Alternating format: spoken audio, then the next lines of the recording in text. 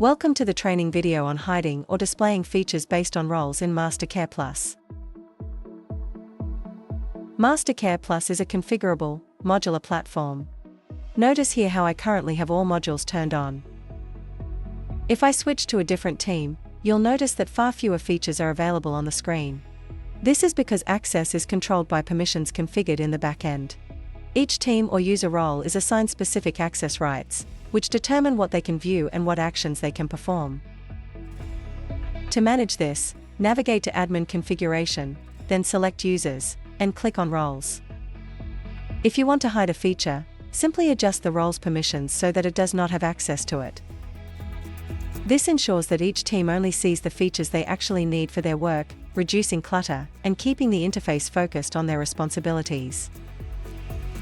By tailoring permissions in this way, you not only simplify the user experience but also help maintain security by preventing unnecessary access to sensitive functions. For more training resources, be sure to check out our other videos. Thanks for watching.